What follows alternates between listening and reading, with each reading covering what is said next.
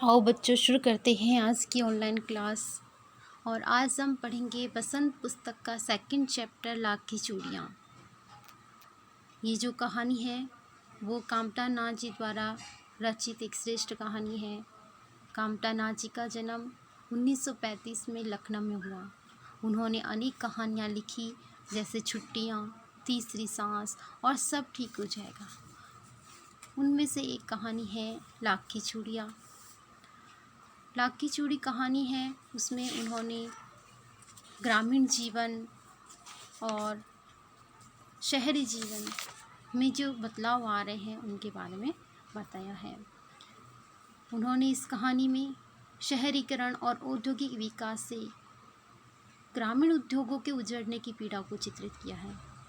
ये कहानी रिश्ते नातों में रचे बसे गांव के सहज संबंधों में जो बिखराव आ रहा है और संस्कृति में जो ह्रास हो रहा है या रिश्तों में जो कमी आ रही है और उस के कारण जो आर्थिक कारण हमारे सामने आ रहे हैं उसको स्पष्ट करती है।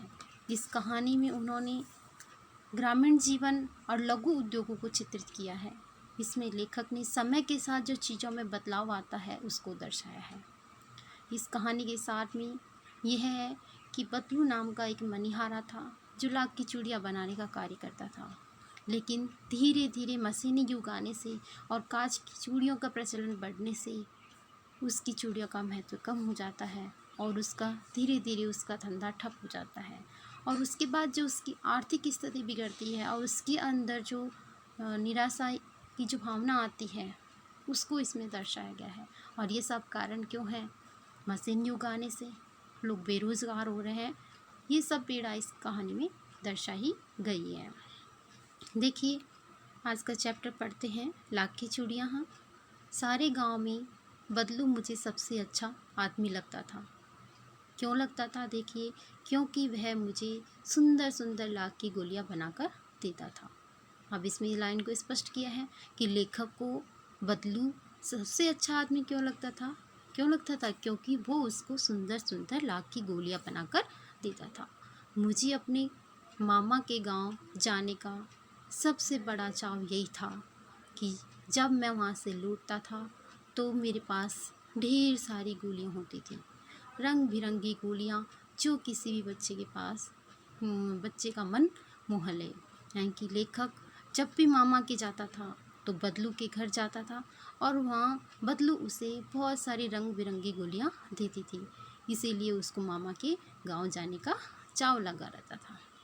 वैसे तो मेरे मामा के गांव का होने के कारण मुझे बदलू मामा कहना चाहिए था, परंतु मैं उसे बदलू मामा न कहकर बदलू काका कहा करता था। यही होता है, जब भी कोई पड़ोस में होता है, जिस रिश्तेदारी में हम जाते हैं तो उस रिश्ते से हम बुलाते हैं। लेकिन जो लेखक है वो अपने मामा के जब जाता है तो बदलू को मामा न कहकर उसको काका कहता है। क्यों कहता है?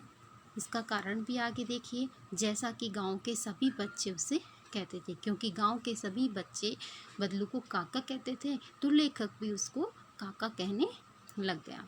बदलू का मकान कुछ ऊंचे पर बना था, मतलब कुछ ऊंचाई पे बना था। मकान के सामने बड़ा सा सहन था, मतलब घर के आगे खुला मैदान जो होता है वो सहन होता है, जिसमें एक पुराना नीम का पेड़ लगा था। किसका पेड़ लगा हुआ था? नीम का पेड़ लगा हुआ था। उसी के नीचे बैठकर बदलू अपना काम किया करता था, क्योंकि पेड़ों के नीचे जो ठंडी हवा होती है उसकी शीतलता में बैठकर बदलू उस नीम के पेड़ की छाया में बैठकर वो काम करता था। बगल में भट्टी दहकती रहती जिसमें वह लाख पिघलाया करता था। सामने एक छोटी सी लकड़ी की चौखट पड़ी रहती थी जिस पर लाख के मुलायम होने पर वह उसे सलाख के समान पतला करके चूड़ी का आकार देता। पास में 4-6 विभिन्न प्रकार की बेलनुमा मुंगेरियाँ रखी रहती, जो आगे से कुछ पतली और पीछे से मोटी होती थी।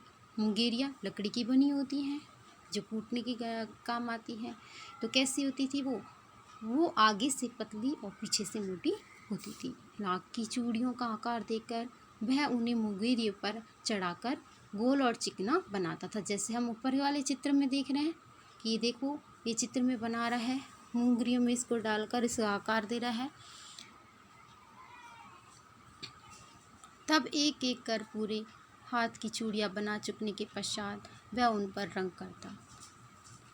फिर उन जो लाख की चूड़ियाँ बनाता था उनके ऊपर वो फिर बाद में रंग करता था।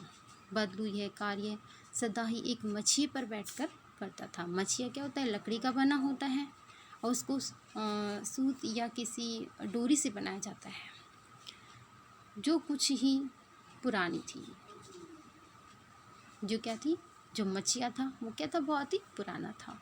बगल में भी उसकी क्या हुक्का रहता था, जिससे बीच बीच में पीता रहता था। ये देखो, ये चित्र में हुक्का भी दिखाया गया है, जिसमें क्या करता था? वो बीच बीच में पीता रहता था। गांव में मेरा दोपहर का समय अधिकतर बदलू के पास बीतता था।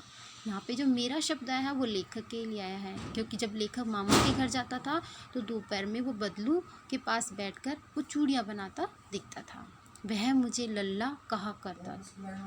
तो वह मुझे कौन शब्द किसके लिए है? वह शब्द किसके लिए है? ये बदलू के लिए है।